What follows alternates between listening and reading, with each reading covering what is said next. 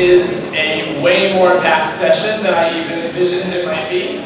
Thanks everyone for being here on this discussion. My name is Michael Webermann, and I am here with Hsiung from Direct Action Everywhere. And Friedrich of the Good Food Institute.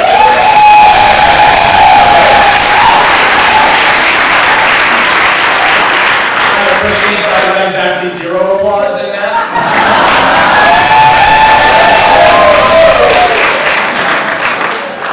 This is not a popularity contest, however. We are not here to take sides. All of us, the name of this session is When to Collaborate, When to Confront. And this was initially intended to be a circular formation audience participation discussion. Obviously, there is no way all of us are going to participate. However, there is an audience mic right there, and I've also given a wireless mic to someone in the audience on the other side of the room. And so we're going to try to get people's feedback as much as possible, knowing that that's not going to be completely realistic. Having said that, I just want to make it clear that obviously all of us come in here with a perspective. Most of us here know that we generally either are mostly in favor of a confrontational approach or more in favor of a collaborative approach. And rather than just cheer when the person that you like said something that you like, I would really appreciate if we would keep the conference mission in mind. And the mission of the conference is to bring differing viewpoints together in an atmosphere of mutual respect. And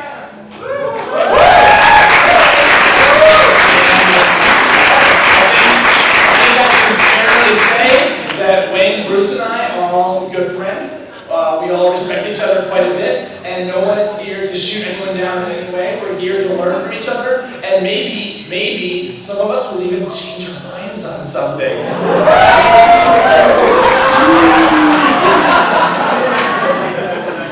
So the one thing Wayne and Bruce agree on is they're not changing their minds on anything. So what I'm going to do is I'm going to read an introduction into the type of things we're going to be discussing, and then before we get into any specifics, I'm just going to give Bruce and Wayne each a few minutes to give their overall point of view or perspective on the matter, and then we're going to go into some specific scenarios that illustrate these issues, and that's where we're going to ask for both Wayne and Bruce's point of view, and also from the audience's point of view. I'm going to try to only give my point of view, either when I feel that something was just not being said, or maybe when I feel that they're saying something closer to each other than they realized they were. But other than that, I'm going to try to keep my lips zipped for the first time in my entire life. So having said that, we are frequently asked, especially by movement newcomers, why we can't all just get together. Do we have good reasons for not working with one another? Just because an organization's vision, mission, goals, or strategies, or public image are so contrary to ours that even the appearance of collaborating would compromise our own. In addition, some of our most effective advocacy involves getting institutions which process, distribute, retail, and serve animal products to reduce their use of the animals in the food stream. When do we act as the good cops? When as the bad cops?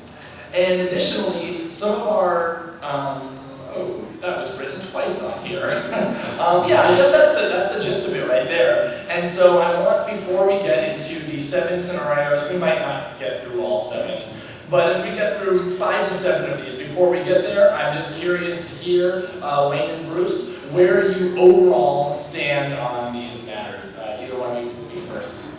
So I think we agreed that I'd say something briefly to start. And first, I want to say I'm honored to be here with all of you. There's so many amazing advocates in the room. And I'm also honored to be on a panel with Bruce because Bruce is someone I've looked up to for a decade or more. The work he did at PETA, Farm Sanctuary, now at the Food Institute, which is revolutionary. And I say this with a lot of authenticity and genuinely.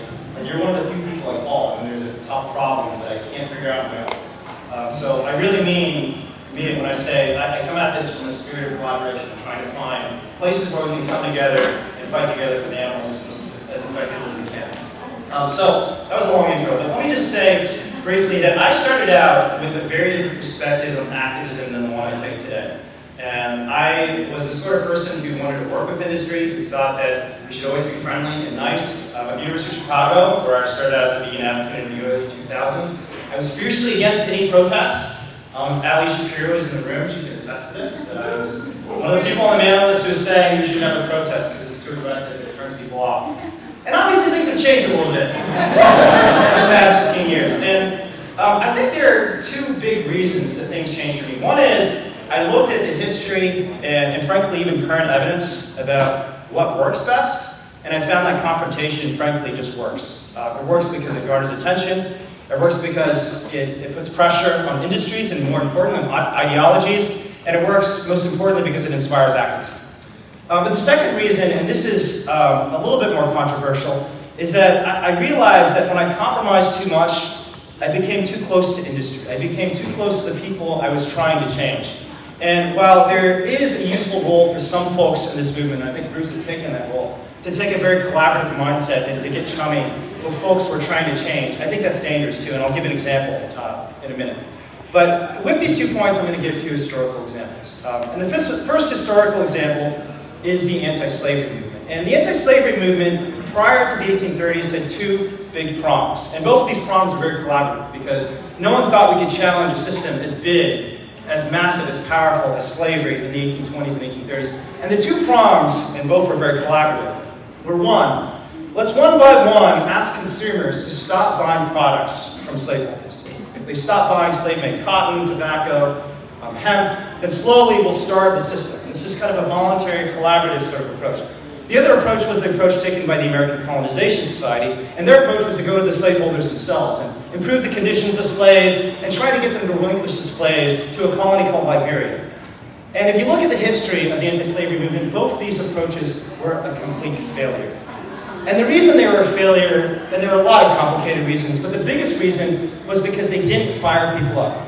The people who cared most about fighting for liberation, including the slaves themselves, were not inspired by waiting 1,000 years for people to one by one decide to stop buying cotton from plantations. To wait 1,000 years for the slaveholders to one by one to decide, I'll give up my slaves. They wanted to see something more ambitious. They wanted us to plant the flag strongly for the liberation of all peoples in this country. So the first point I'm trying to make about confrontation versus compromise is that compromise is often problematic because it's ineffective, and it's often ineffective because it can inspire movement. If there's one thing we've learned from 250 years of social justice activism is that if you do not inspire the masses, you will not inspire change. So whenever you're looking at your activism, ask yourself and ask the people around you, are we firing people up to make change? And if we're not, we need to do something else. So the second reason I think compromise, I'll try and wrap things up, Mike, once you're wrong, is that I think compromise often creates problems in terms of movement dynamics. And the example I'll give is fair trade coffee. And we can talk a little bit about this during the discussion. But if you look at what fair trade certifications have done over the past 10 years, they've allowed corporations to divide the movement. They come in offering us these fair trade standards that don't actually offer meaningful improvements for the workers. And they tell the moderates, hey, don't work for the radicals, because the radicals are not offering you any real change. We're giving you something real. We're going to improve the plight of workers. But the evidence for fair trade certifications actually improving the plight of workers is trivial. And in fact, there was a Harvard study just released last year showing most workers are not getting any benefits at all from all the collaboration we've done with industry. And I think instances like this show us the danger of excessive collaboration compromising our movement's message. But I've talked too much, so I'm going to let Bruce talk a little bit more now.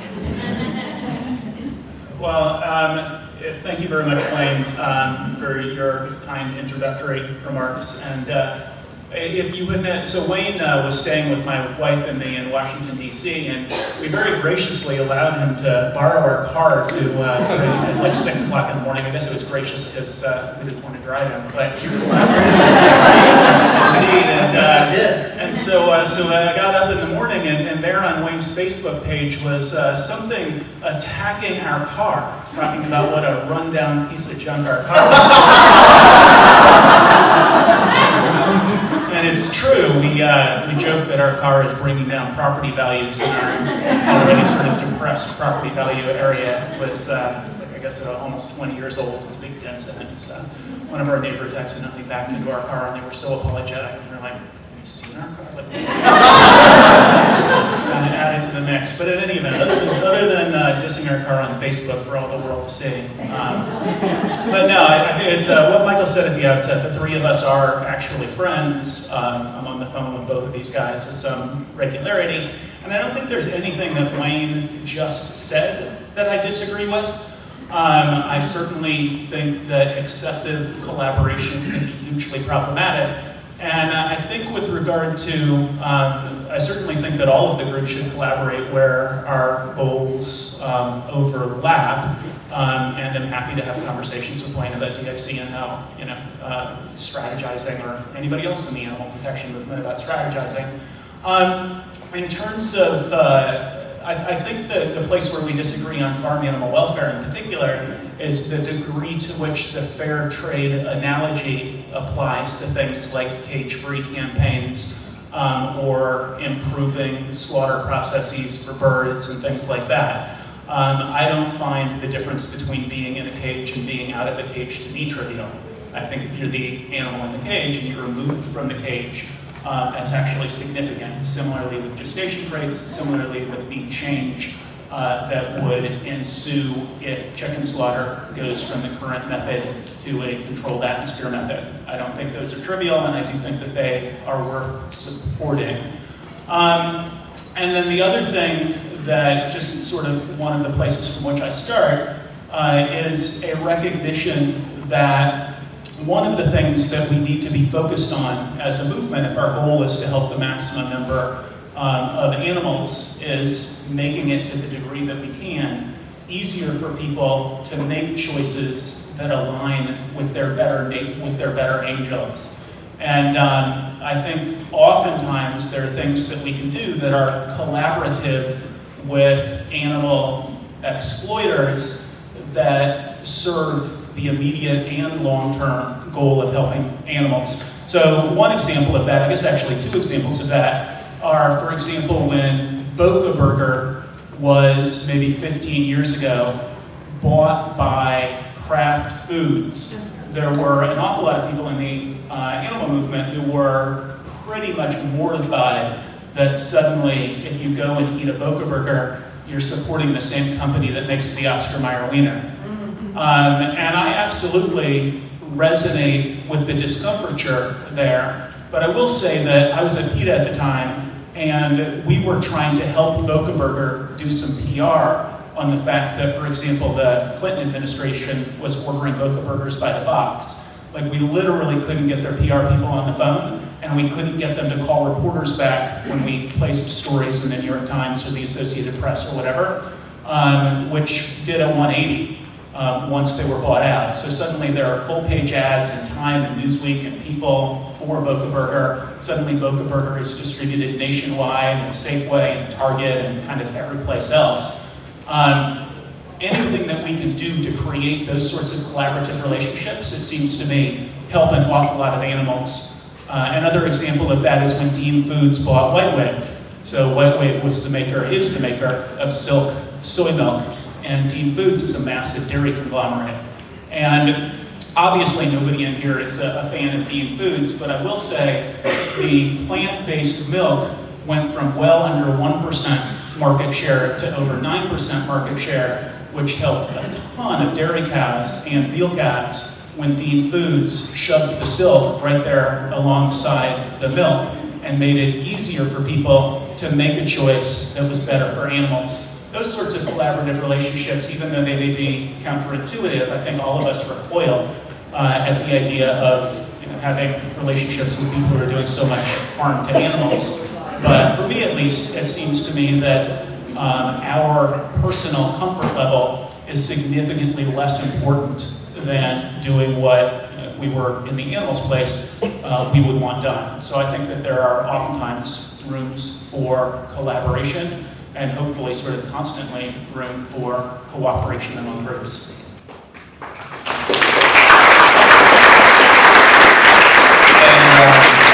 actually want to give Wayne a chance to directly respond to a few of those things, but a few things that both of you said planted some seeds in my mind I wanted to get out first. I didn't say nothing. No, you did. I did the first time in my life I'm shut my We've got some confrontation happening out there. So one of the things I realized I meant to say at the beginning that I failed to and I think it's pretty obvious here, but when we did one of these debate-ish discussions a couple of years ago with Bruce Friedrich and someone else on the subject of welfare reform, the man who was taking the very anti-welfare reform stance said on the outset that he was going to accept that Bruce believes in animal liberation, but constantly kind of implied Bruce didn't throughout the presentation, and it very much bothered me. I just want to clarify here, and I think we all know this, all three of us very, very, very strongly believe in the complete and total liberation of animals, and any collaboration we talk about is with that aim in mind. Is that correct? Can we all agree on that? All right, there's one.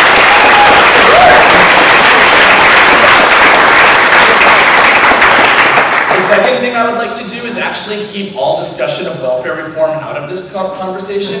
When we talk about collaborations, I'd rather make them about ones that reduce the number of animals raised and killed for food. And the reason is because we all agree that the number of animals raised and killed for food should be reduced. But we don't all agree that the welfare reforms are a good thing for animals, and that would lead to a two-tiered level of disagreement. So I'd rather say there is something we all agree with. The number of animals used needs to be reduced before it hits zero, right? We all agree on that.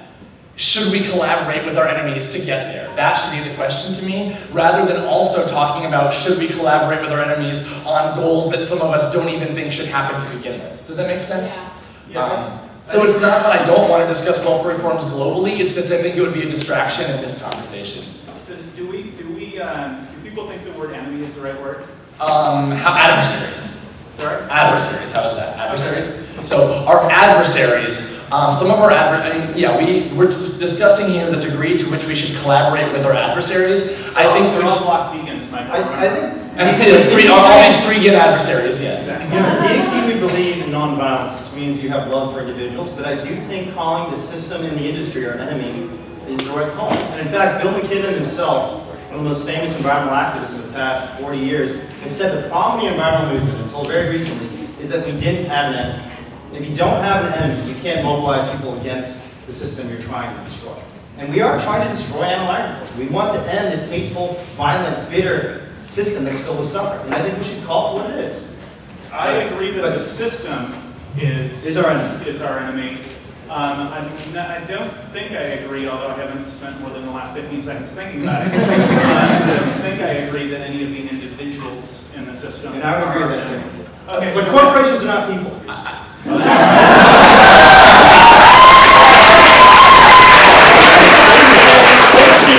You kill 300 million animals every year, you are our enemy. And we should be okay with saying that. So, but I would like to get into that in a second. I'm going to write that down as another piece. Is Whole Food our adversary or our friend, basically? I'm going to stick... Is Whole Foods just a corporation, or is Whole Foods made up of people? Sure, but I'm going to say right now, while I agree we do have enemies, adversary applies to all enemies. Enemies is a subset. Let's use adversary when possible because no one's disputing that term, right? I'm just trying to agree on whatever we can agree on so we can get into the nuts and bolts, dig deep on some of the disagreements. What do you agree? The last thing that was said that I wanted to add a quick commentary on before I move forward is Wayne had said that only confrontation inspires a lot of passion, and I disagree with that so fundamentally I can't keep my mouth shut on that. I mean, there are people in this room from FARM, Mercy for Animals, Animal Equality, the Humane League, I see them all, and these people work so ridiculously hard and inspire the hell out of people and don't do very much I don't confrontation. think I said it's the only thing that inspires activism. I think it is the most effective tool for inspiring I think you said activism. it doesn't inspire. And that's not my position, that's Sidney Terra's position. He's a professor at Cornell. Okay. You can take it up with him. I'm not saying that competition doesn't. That though, you can't say that's not. I mean, if you just said it, defend it. Well, it's not my reason. So, we all agree that confrontation does inspire a lot of passion. It really does. I'm just saying I think collaboration also can inspire passion. Yeah, So, I agree. yeah. I agree with that. Wonderful. So Wayne, now I'm going to give you a chance to respond to what Bruce was saying earlier because he was saying some pretty specific things that I actually think I disagree with some of them, but I think you're going to disagree so much more strongly. And I will take your advice on animal welfare, except to use it as one small example on a broader point about the dangers of collaboration. Because I think, unlike Bruce, that cage-free is an example of the dangers of collaboration. Because if you look at the mortality rates in cage-free farms, first of all, the investigations we've done. I would rather return. Can we instead discuss? This is to illustrate a general point, Michael, about what happens in collaborate with an industry that does not have the right incentives. Their incentives are not to comply with the agreements that we have, not to benefit the animals in any way. Their incentives are to constantly evade and undermine every single reform we try to make, whether that's reducing animal suffering, whether that's decreasing meat consumption, or imposing cage-free eggs on all the battery hens across the country. The basic paradigm that's been set up, as long as animals are property, and they are property on behalf of profit-seeking corporations, the only incentive they have is to use those animals to maximum efficiency. And the problem with cage-free eggs is, if you don't have audits, if you don't have any enforcement, as our investigations have shown, the cage-free eggs don't mean anything for the hens. The mortality rates are 4 times higher. But Wayne, this is exactly what I didn't want to get into here. I actually agree with you. I'm right on the fence on welfare reforms personally, and I've debated Gene Bauer on stage about welfare reforms. That's not the point here. The point here is on a goal that we do think is a good idea, should we collaborate with our adversaries to get there? So we do agree that more people buying soy milk instead of cow's milk is a good thing, right? You agree on that? I do agree on that. Should we collaborate with Dean Foods to get there? Yeah, and I think the problem I'm trying to illustrate, Michael, is that the collaboration that we think is going to lead to long-term consequences that are positive for the animals often leads us down a path that is not as positive as we think. And I think welfare reforms is a great example of this, where instead of challenging the system of animal agriculture, to a certain extent I think we've reinforced it. Because people who buy eggs in California do think that the eggs are happy eggs. They think animals are not dying from cannibalism at 4 times higher than the rates that they're dying in the battery cage facilities. They think they can go and buy these products and have a happy face on their carton, which is what happens when these products are marketed. And I think the same thing is true of other collaborations. So Dean Foods is a company that is focused only on profit, right? And I think it makes sense. It makes sense for us to challenge them. It makes sense for them to reduce their usage of dairy products, but it always has to be with a proper context in mind. And the context is, this is a company that's only interested. In fact, its only legal obligation, its legal duty, is to maximize profits. And if we go into collaboration or confrontation with that in mind, I think I'm fine with it. The problem is, we go into these collaborations with the mindset that these companies have some goodwill for the animals in their hearts, and they do not. And so, when we're working with these industries, I am a big fan of good cop, bad cop. I'm glad to have people like Bruce going in to negotiate with companies like Dean Foods, but we should be working together against the industry. We should not let the industry divide and conquer us, and that's too often what's happening today.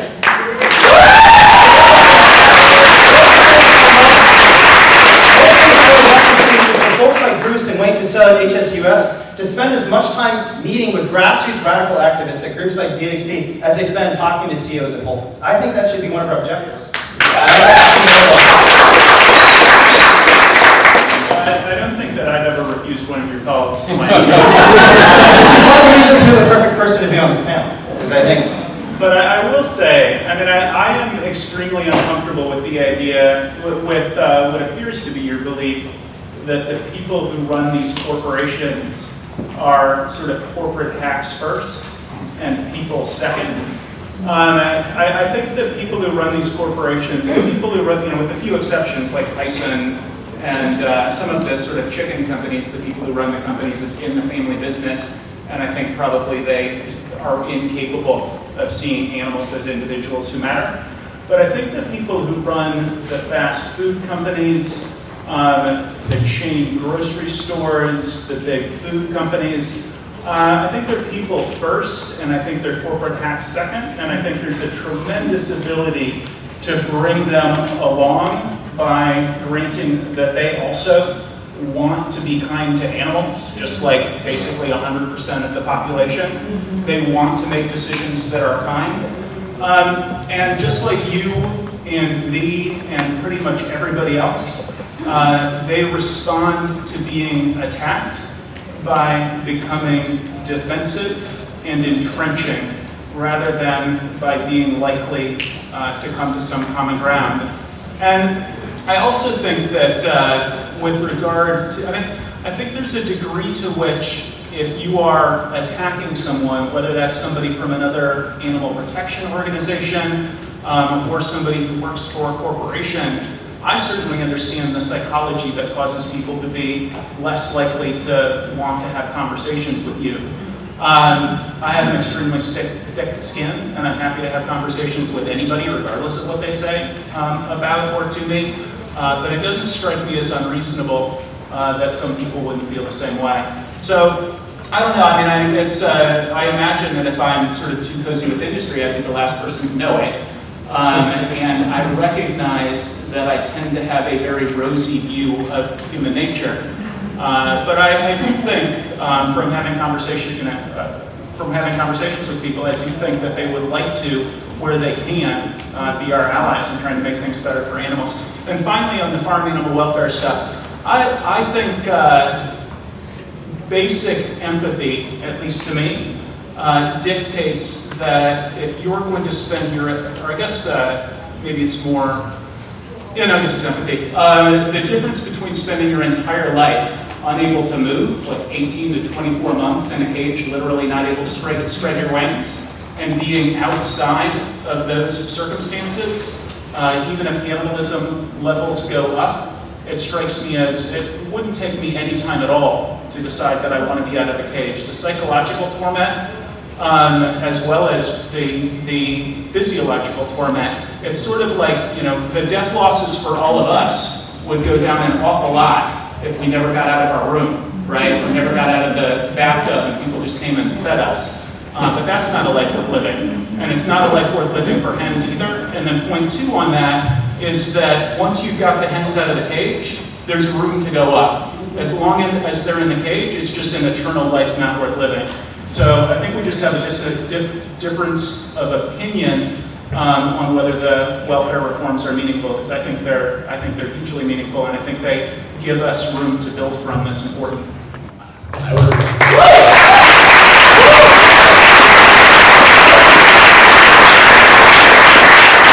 really ask you to respect my wish as the moderator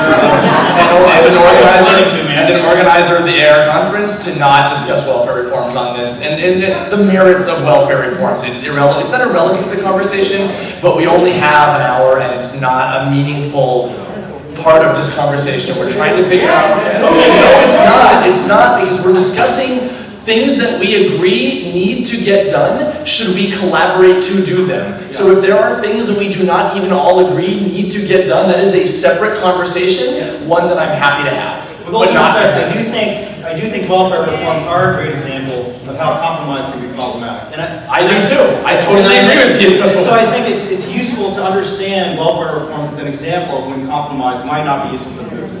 And I mean, I think partly this is a factual disagreement, but I just want to say two things. One is measured stress levels are higher than requirements. I've been in them myself. Would you please do me the respect of not going further down this conversation, please? I think people would like to hear some of these things too. Yeah. I think people actually have actual curiosity. I mean, I've been in cage-free farms dozens of times.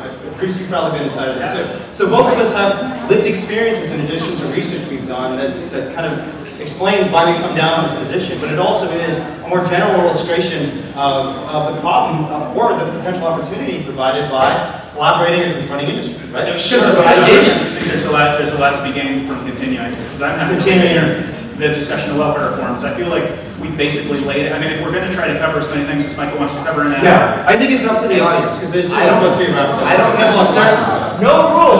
It's up to the moderator. Yeah. Thank you. And it's also up to the panelists who, when I sent the outline, both said sounds perfect. What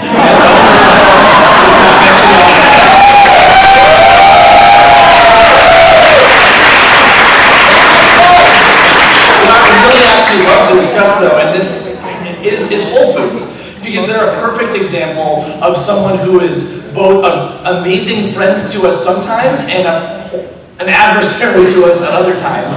And it's also something that I know is very relevant to you two personally, in that Wayne, or at least your colleagues, disrupted an event that Bruce was speaking on with Whole Foods. And so I know that Bruce seems to think Whole Foods is more or less an unambiguous ally to us, with maybe a couple small shortcomings. It seems like Wayne sees them as almost an unambiguous adversary of ours, with maybe some small, bones they throw at us, for lack of a vegan metaphor.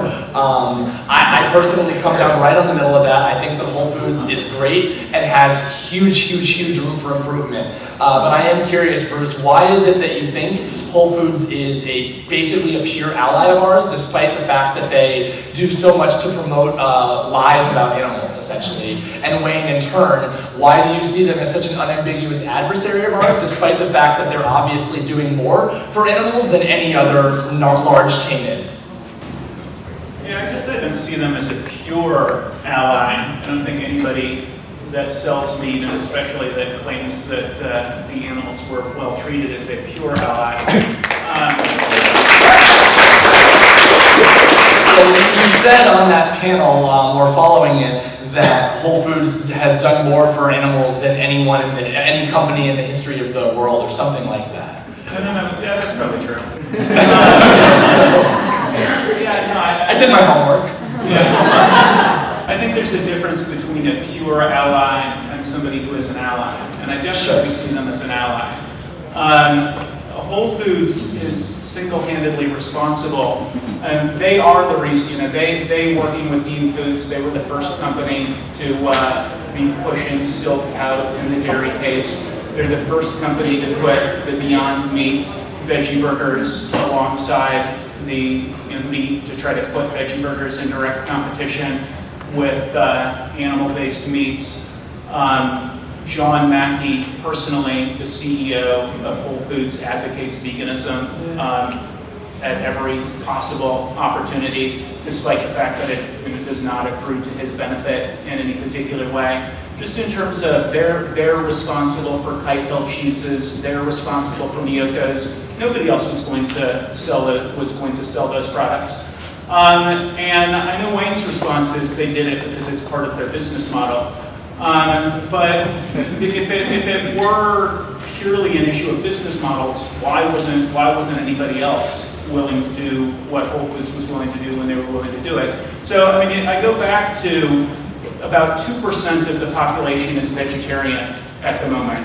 2% of us care enough to say the very basic, I'm not going to pay people to gratuitously abuse animals on my behalf. 98% of people don't care enough to say that, and some percentage of that 2% are health vegetarians, maybe some percentage of them are environmental vegetarians. But 100% of the population makes food choices on the basis of convenience, taste, and price.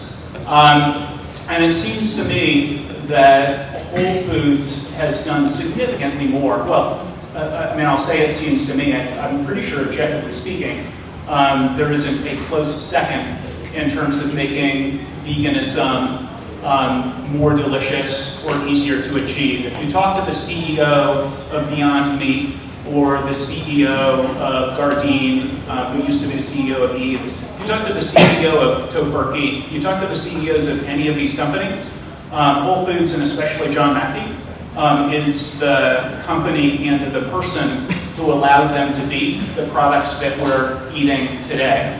On the animal welfare stuff, I definitely think that there is huge room for improvement.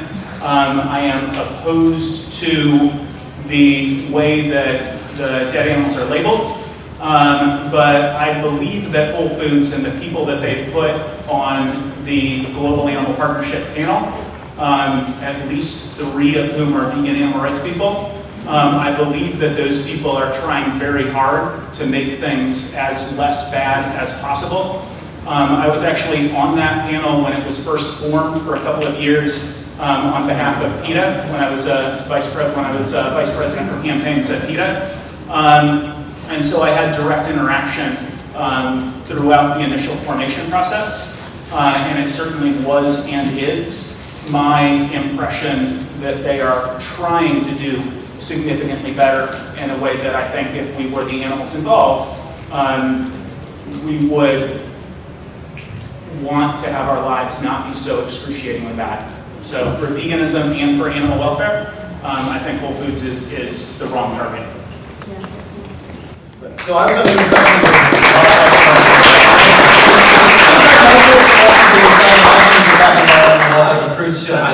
I cut Bruce off earlier too. Okay, well, either way, I will comply with your wishes, Michael. Thank you. And not talk about the animal welfare any longer.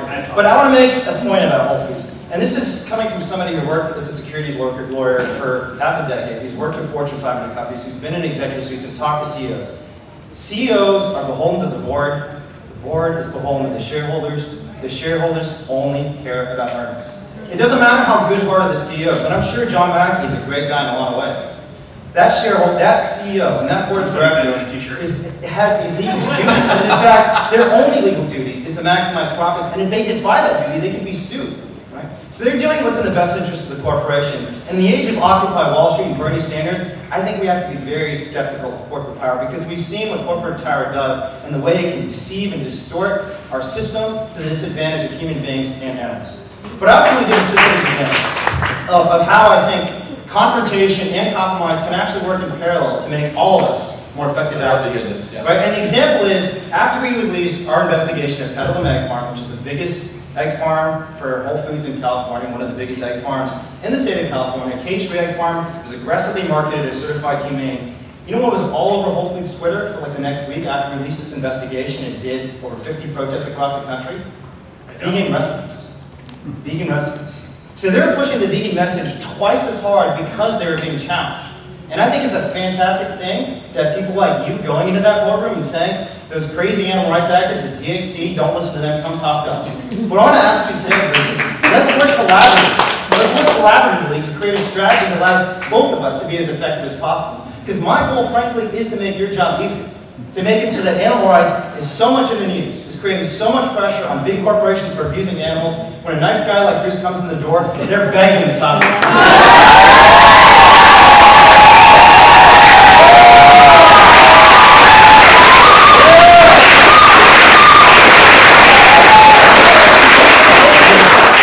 If he wasn't throw me under the bus of John Mackey, I'm happy with that. I just hope he comes and talks to me about it afterwards, so we can find a strategy to work most effectively for animals.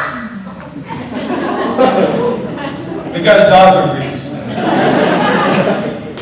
Throw it open to audience participation. Yeah, what I was actually going to suggest, to be honest, is that people text me questions and I read them rather than trying to have some, like... You don't have a cell phone, you don't have an opportunity. Otherwise, because the questions are supposed to go into the microphone because it's being recorded, I see almost no way. We're going to get these questions in the mic, but you can start. But if people do want to text 818-935, if you do want to do that method, that might get the questions discussed more easily. And it doesn't just have to be a question. You can actually, this is a discussion, so this is not just a Q&A with them. You can just give your own input and say that maybe you think you have something better to say than what we all said. What's the number again? 818-935. It's my cell phone right here. I already got 3. Okay, so my name is Amy Leo Barankovich. I'm here with CAA in my own business, Vegan Affairs. And I actually, is it Wayne? Yeah. So you sort of helped me segue into one of the things I wanted to say is there's so much infighting I see within the animal rights movement. Whatever happens to both and, we're so caught up in either or. And both and works beautifully. And what you just presented, I think you're going to make a lot more movement. People operate very differently, and I think we need both approaches. To start picking and fighting, and your way is wrong and my way is right, is divisive. And I always ask my question, the next thing that comes out of my mouth, or the next action I'm going to take, is that moving it forward for the animals?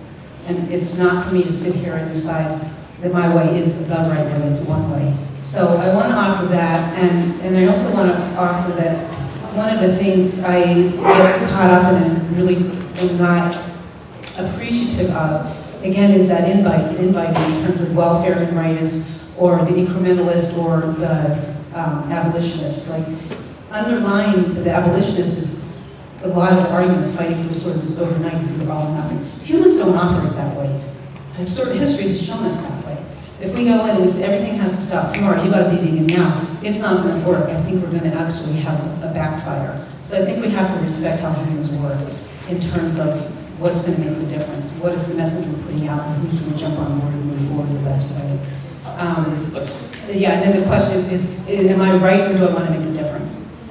Every morning when you wake up, I recommend we ask that to ourselves, because I think our movement is going to change within ourselves if we're working towards making a difference as opposed to being right.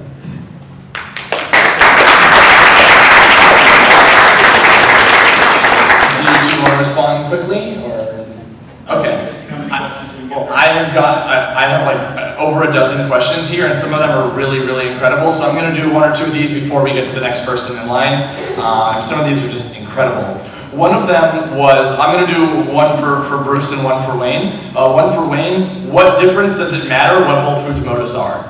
Basically, who cares if Whole Foods is doing it for profit, if they're willing to do it? Because their motives predict how they're going to behave in the future, right? Because if you think that a corporation has the animal's interests at heart, then working with them, giving them resources, giving them credibility, enhancing their brand is a great thing. But if you think what Whole Foods is doing is trying to put a golden halo over humane meat, make their company look like the good guys, while they continue to slaughter 300, 400, 500 million animals every year, and in fact increase that number, then their motives actually do matter a lot. Right? If I believe that John Mackey had 100% control over Whole Foods, he could, as tyrant of Whole Foods, decide what was going to happen, regardless of what the board, the shareholders said, I would be very sympathetic to your position, but I don't think that's realistic. Having been a corporate lawyer, having seen how corporations actually behave when they get too much power, too much resources, we can just look at our society today and look at the corruption in our political system because of corporate control over our politics. And we do not want them to happen to the animal rights movement. We need to protect ourselves from that sort of influence. And if we don't, we're going to see a lot of bad things happen around us.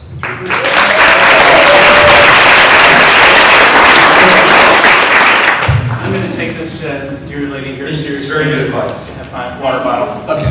Bruce, do you want to respond? I do, yeah. So, sort of lawyer wonky, but it's simply not true. The myth that corporations absolutely have to maximize profit, or the corporation will be in violation of its corporate obligations. And there's something called the business judgment rule, which gives corporations pretty much absolute leeway to do whatever they want, as long as the leadership says this is a part of our corporate credo and it's good for the corporation in the long term. So it's not as, like the law is not as corporations have to maximize profit, as we are oftentimes told. And in fact, the cases that point in that direction, if you actually read them, it was just that I think it was Henry Ford, it was the car manufacturers basically said, I don't care about profit, I only want to help my employees. And that's what got him in trouble and created this sort of myth, but it's not true.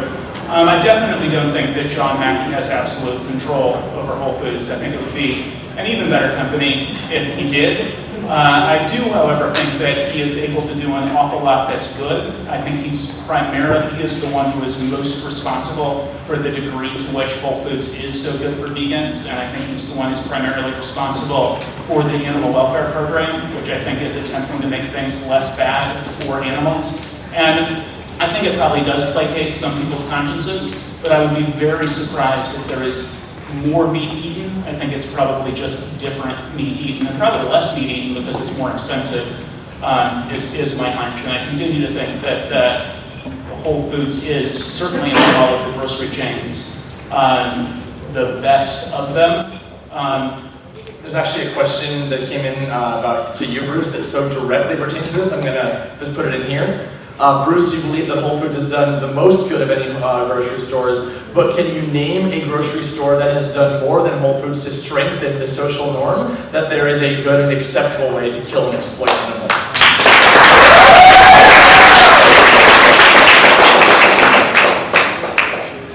Yeah, I mean, I certainly resonate with the question, and I find the idea of socially norming the idea of compassionate meat to be extremely disconcerting, and I'm opposed to it. I don't think it probably, I mean, if we could, this is a whole different welfare debate, but I am more convinced by the research and the argument that says that as you create an idea of compassionate meat, and as you get people changing the way that they're making decisions, moving away from non-labeled meat to meat that is mislabeled compassionate, it changes those people's identity, and then all of this sort of foot in the door research, and I know you disagree with this, and I'll be happy to have you explain your disagreement, but I'm more convinced by that research. I think it's easier to get somebody who has shifted their behavior away from unlabeled meat to labeled meat to then take the next step and say, why should I be eating, these dead animals at all? So I don't think it probably harms that many animals, and if anything, I think it probably goes in the other direction. But you do acknowledge, I'm just going to clarify, that Whole Foods has probably done more than any other corporation to normalize the idea that there is a good way to kill animals. Yeah, I think that's probably true. Thanks for acknowledging that, Bruce. And Wayne, I want you to respond to that, and then I'm going to take this guy's question, and then we have another really good one on the docket here. So. And to me, we look at the data, right? We should look at the evidence, we should look at the numbers, and if you look at the numbers, all the action in the market for meat is in humane meat. The conventional market is more or less static. It's 0% growth over the past 5 to 10 years. But year after year after year, the humane meat sector is growing by 20 to 50%. Right? This is millions and millions of more animals, including 300 million under Whole Foods programs itself, that are dying and suffering in the most abominable conditions. And having been in many Whole Foods farms, again, I can say that there's no difference. There is absolutely no difference between Petaluma Eggplant and JS West. One is cage-free, but the animals are still being raised in intensively confined conditions. And I think that's a big problem for a movement. When we're deceiving the public, we're not. Our most powerful weapon is truth. Amen.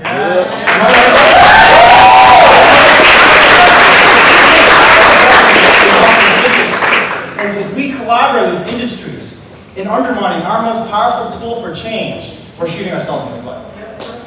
Yeah, I agree with everything that you just said, and I certainly wouldn't advocate that anybody in the animal protection community do anything other than say that there is no such thing as humane meat, there is no such thing as compassionate meat.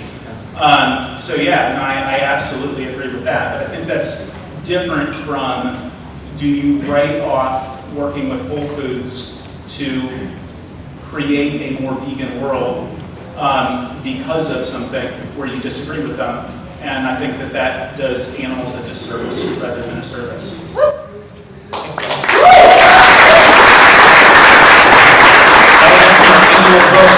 See, you guys did something amazing. You conceded some points to each other. I think that's what happens when we sit at a table next to each other and do this conversation, rather than in past years where the debates were done 15-minute presentation followed by 15-minute presentation. It was way more points scored, way less discussion. I think this is working out awesome. So yeah, can I take your question right here? Yeah, I guess it's sort of a question, sort of a comment for Bruce. And I love you, and you too, Michael. And I haven't even met you. And Wayne already knows I love him. And you're absolutely right, Bruce, when you say that it's a company made up of individuals, and in nonviolence, and I'm a student of nonviolence, we learn that we want to work against forces doing evil, not people who are doing evil. But as Wayne said, corporations are not people. And Whole Foods as an institution is doing horrible things. And to illustrate this, sometimes you meet someone, and you meet a lot of people, and every once in a while when you meet someone, you become friends with them. You have a bond with them as soon as you meet them.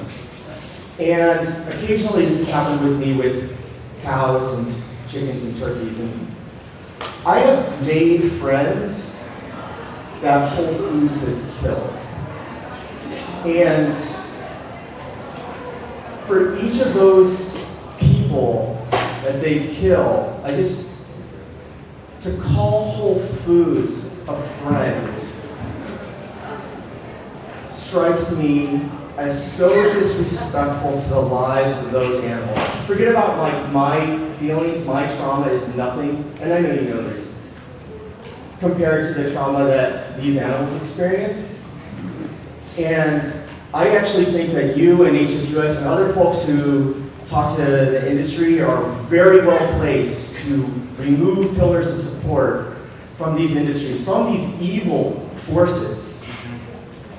Remove people, good people, from these evil institutions.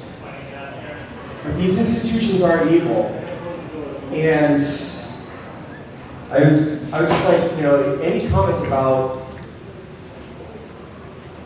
the dignity of the individual turkey that I saw at their top-rated turkey farm, who is dying, who could not get up to run away in terror, who's so sick. then I can't talk about it. Thanks for that, and I think we should respond quickly because we've had a lot of Whole Foods discussion. But yeah, I think if I understand your question, you're wondering how you can call a friend anyone who's killed our animal friends. And I think to precede your answers, maybe what I would say is we know that every animal currently on a farm, except for the couple dozen we're going to rescue, maybe all the other billions are going to die. And they're going to die terribly. And we're trying to think of the best work we can do to save billions of future animals, right? And so the question to me is, does, and last Whole Foods conversation, please, does working with Whole Foods help the dignity of the animals yet to be born? Because the ones currently here are, to use an inappropriate word, they're fucked already. So. Yeah, I mean, it's just to reiterate, Whole Foods has done certainly more for veganism, and both more for veganism and a tremendous amount for veganism, which removes animals from the equation entirely, than certainly any of the other grocery stores. They have taken, certainly tens of thousands, hundreds of thousands, lots and lots of animals out of the system altogether that otherwise would have suffered exactly like the animal that you just described. And then the second thing is, I agree that Whole Foods Farm Animal Welfare Program is mislabeled, but it is, I don't agree that it is as bad or worse. I've seen some of the Whole Food systems. I've seen a lot of the non-Whole Food systems. I think it is markedly better. It's still bad. I think for the animals involved, making things less bad is meaningful. And I think taking them out of the system altogether is meaningful. Whole Foods has now, they're opening a bunch of these By Chloe cafes in their stores, which are vegan cafes. Yeah. John Mackey is writing a vegan book that will be sold in all of the Whole Foods and promoted. And just personally, every place he goes and everybody he talks to, for years he had a 6-minute version of Meet Your Meat that he personally had put together from the PETA Meet Your Meat video. He had it on the intranet for Whole Foods. They're supportive of all of their staff going vegan. They do it, and I don't discount the suffering of the animals on their farms, but that is all of the farms and all of the grocery stores and all of the chain restaurants and all of animal agriculture. And Whole Foods is meaningfully attempting to make things less bad and also to take animals out of the equation altogether. There are vegan grocery stores. Someone responded loudly, there are vegan grocery stores. I'm going to guess Bruce's response would be, none of them have sold anywhere near as many vegan products as Whole Foods has. Is that basically what you would say back? Yeah, I would have said other things too, but I'm happy to let that. Okay, so Wayne, quick response, and then we're going to move off of Whole Foods. As somebody who's studied economics professionally for most of my adult life, I think there's just a confusion about what Whole Foods can and cannot do. Whole Foods is responding to market pressure. It's not doing things out of the good nature of its heart. I mean, it doesn't have a heart, it's a corporation. It's a huge conglomeration of millions and millions of individual shareholders making decisions on the basis of maximizing their earnings that collectively bubble up to the board and the CEO, right? So the CEO, as we both agree, is constrained. And Whole Foods is doing things because people put pressure on them to do things. And I've given you an example of how they tweeted all these vegan recipes. Now imagine if instead of just a few dozen activists around the country protesting Whole Foods, we had thousands and thousands and millions of activists protesting not just Whole Foods, but Walmart, Costco, Trader Joe's as well. What sort of transformational change can we achieve if we get to there? And how much more effective will you become as an animal advocate within these circles if we get there? So I think, and honestly, I don't know if we disagree on this. I think we actually agree that there's a wonderful balance between the aggressive radicals pushing the agenda on the frontiers and the more moderate folks going in and doing the negotiation. I think that's a tried and true tactic social movements have used for the past 200 years with a lot of success. And all of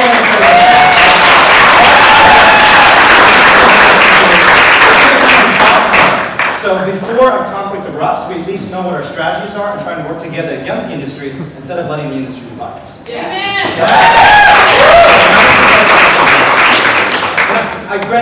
I'm not saying Bruce is not doing this. Bruce, to me, is an ambassador for the moderates because he always talks to us. This is not true of a lot of other groups. Bruce does.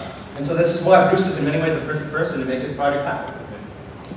Yeah, I mean, I guess the conversation that we've had a bunch of times, Wayne, is that for all of the reasons that I've enumerated, I do fundamentally agree with the idea that pressure tactics are useful. My hunch is, the Twitter example notwithstanding, that you would have done you would have had a lot more success with Whole Foods without the confrontational tactics. That goes back to and I fundamentally disagree that Whole Foods is doing this purely as a profit maximization technique. I think if somebody were at the top of Whole Foods other than John Mackey, they would not have done just about any of what that they've done. They would have just been another, they would have been Trader Joe's, which is as bad as Walmart. Trader Joe's is proof that you cannot give a shit about anything but profit maximization and come across smelling pretty good. Whole Foods is the diametrical opposite of that. And I saw John Mackey, listen to Lauren Ornelas and change their practices and remove foie gras and go cage-free 20 years before anybody else. Trader Joe's still hasn't done it. So no, I think Trader Joe's actually did announce their communication. They just in did. 10 years. Yeah. 10 years from now. So 10 years ago, Whole Foods did it. 10 years from now, Trader Joe's will catch up to Whole Foods. And I don't think it is, I just fundamentally don't think it's about profit maximization. I think it's about John Mackey really caring about these issues and doing all that he can to ensure that these startup companies are successful, that they get broader distribution, that animals are less gratuitously abused. And I think when you circle him and scream, you can't hide, John Mackey, the blood is on your hands, which he did at the event that I organized, I think that is about as counterproductive to causing Whole Foods to make improvements as counterproductive can be.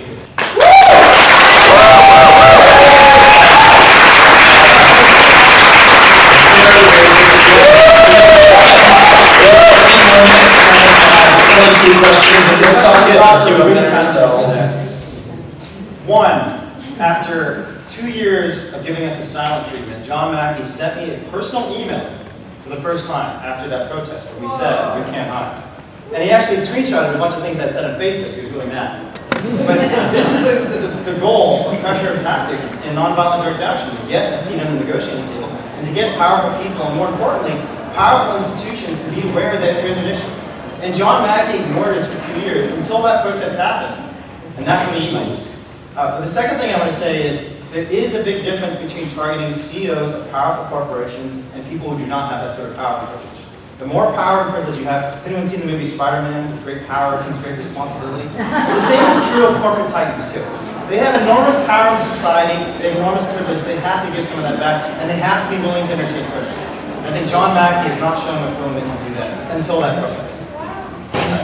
Yeah, I mean, so John Mackey engaged with Peter and Ingrid and me after we put up a Whole Foods HurtsAnimals.com website, and I was quoted in People magazine saying unkind things about Whole Foods, but not John specifically. I think there's a difference between provoking a reaction and actually causing a positive change. My hunch is, to the degree that you provoked a reaction, although it was an email from him to you, I think Whole Foods will continue to do good things, but I think it's despite rather than because of demonizing John. I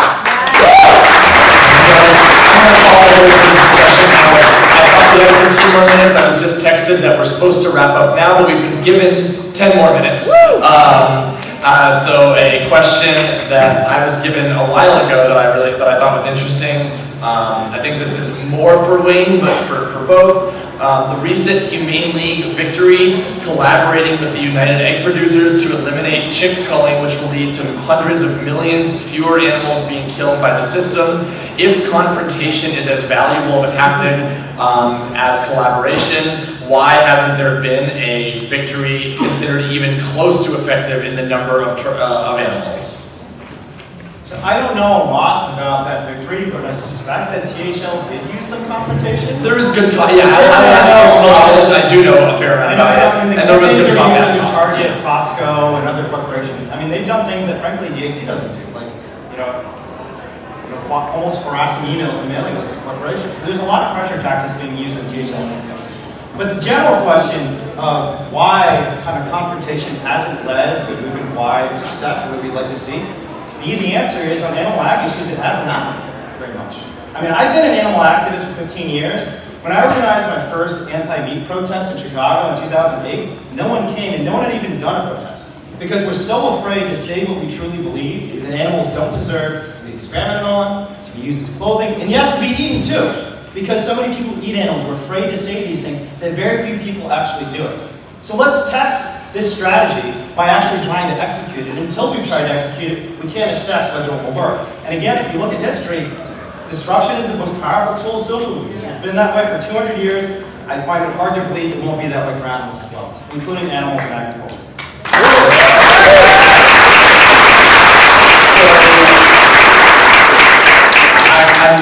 I'm just not going to get to everything. There's, I think, the one last question that I got that I think will take a while and I like the most. So I'm giving priority to this question I really liked.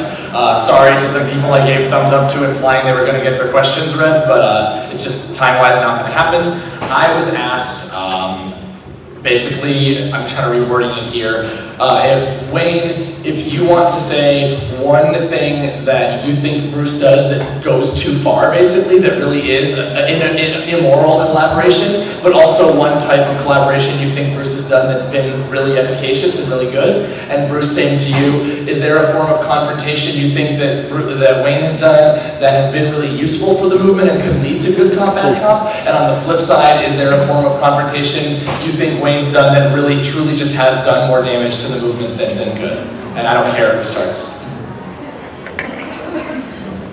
Yeah, I mean, I think 99.99% of the stuff that Bruce does is amazing. I love the work that you do. I am proud of you. And what you're doing at the Good Food Institute is potentially revolutionary, right? Getting vegan products in every grocery store, every restaurant in the world. I'd love to see that. So those sorts of collaborations that don't involve affirmatively saying good things about corporations that are torturing animals, I love. And that work is 99.99% of what we do. The 0.001% that I think is very harmful to our campaigns is when you burnish the credentials of corporations that are torturing animals and have active campaigns against them. So the statements you've made about Whole Foods have been damaging to our work. And I hope we can find a way to avoid those sorts of conflicts in the future. And if you have to say those things, at least I hope we can find a way to continue to work together in parallel on projects that we do have common cause with.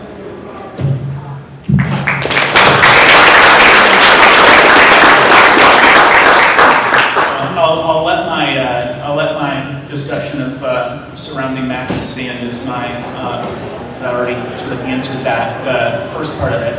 And I think pretty much every discussion that Wayne and I have had where we have dived into DXC tactics, my primary thing has been, go after the corporations that are the worst abusers. So I'm actually very sympathetic to the tactics. I think that probably the less confrontation, like I am more sympathetic to the less confrontational tactics. I think they probably move more people toward veganism. I'm not sure, but when I hear you talk about confrontation as being essential, I find it deeply moving, and I certainly don't think it would be counterproductive, and I think it would probably be helpful.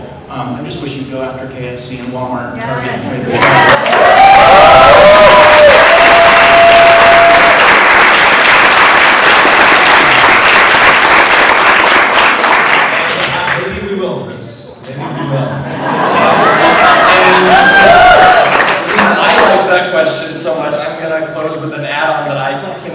On the spot. Is there any way, Bruce, that Wayne has changed your mind that you're willing to say publicly? And Wayne, is there any way that you're willing to say that Bruce has changed your mind?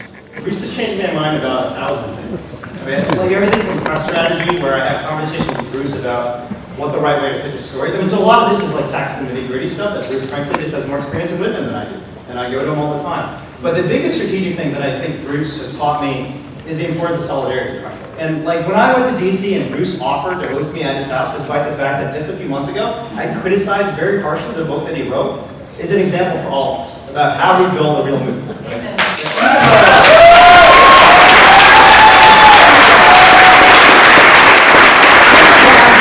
Everyone else in the animal rights movement is bashing his work, and he hosts me in Washington, Like that is strength of character that we should all aspire to, and I hope I reach that point at some point in my life.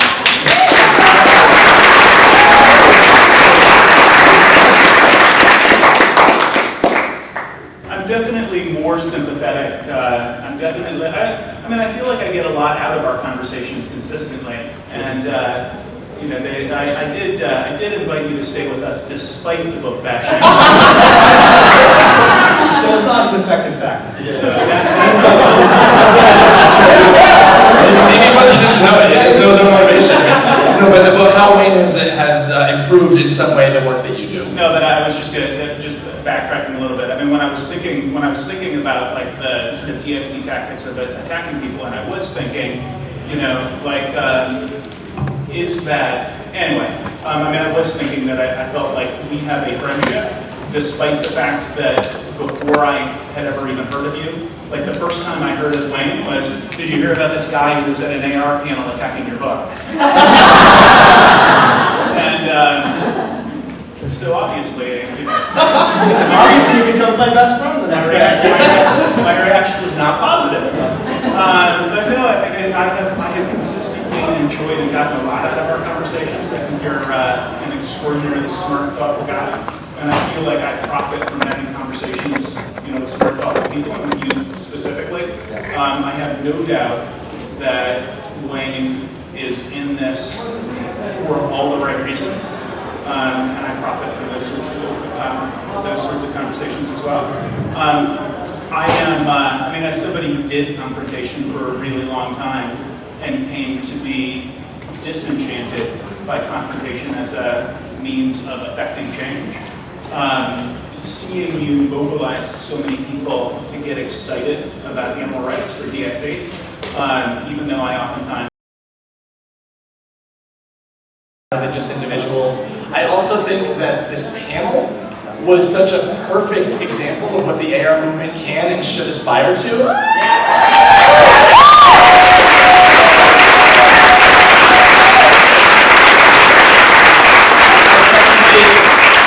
I probably shouldn't say this on a microphone as an organizer, but I'm going to anyway. I think things like this should be plenaries in the future at the AR conference.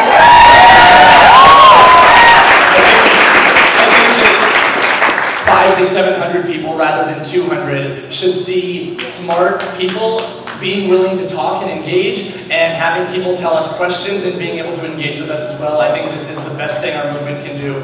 Thank you guys so much.